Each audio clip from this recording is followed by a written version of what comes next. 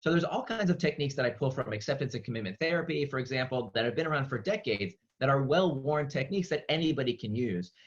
For example, one technique that I use almost every single day is called the 10-minute rule. And the Mm-hmm. 10-minute rule says that when we experience a potential distraction, when we have an urge to do something that is not what we plan to do, whether it's check email when we said we were going to work on a big project, or even the opposite, stay at work when we said we were going to spend time with our child, right? Anything Mm-hmm. can be a distraction. Remember, it's not about the task, it's about whether you did that thing with intent. Or eat that piece of chocolate cake when we said we were on a diet, The whether it's diet, smoke yeah. that cigarette that we said we're trying to quit. Whenever we feel that uncomfortable emotional state, that urge, that itch to do something that we didn't plan to do, we don't tell ourselves no.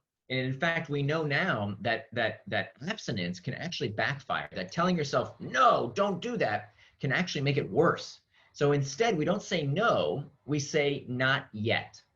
And how does that express itself? We tell ourselves, I can give into that distraction. Okay, I can do that thing that I know is going to take me off track, but not right now. I will do it in 10 minutes. And for those 10 minutes, what you do is you do what's called surfing the urge. Because Mm-hmm. these urges, these sensations, these uncomfortable feelings, they feel like they're going to last forever in the moment, but of course they never do. They're like waves. They crest and then they subside. So if you can outlast that emotional peak, you can overcome it. So what does this look like? So many times, I write every day. Writing is hard work. It never gets easier. Yeah. I've been doing it now for years. I've written 2 bestsellers and countless articles. It's always hard. And I'm filled with these internal triggers of, oh, this is really difficult. This is kind of boring. Is anybody going to read it? Is this any good? Is it going to lead anywhere? And all I want to do is go like check the news or email or do something Mm-hmm. else other than the thing I said I was going to do. And so here's what I'll do instead. I'll take out my phone. I'll say, set a timer for 10 minutes. I'll put my phone down. And my job is to either get back to that task at hand, get back to whatever it is I said I was going to do, or sit with that sensation. Okay, explore that sensation with curiosity, not with contempt, but with curiosity to figure out what's going on here. Okay, and then I teach you how to change the narrative in your head.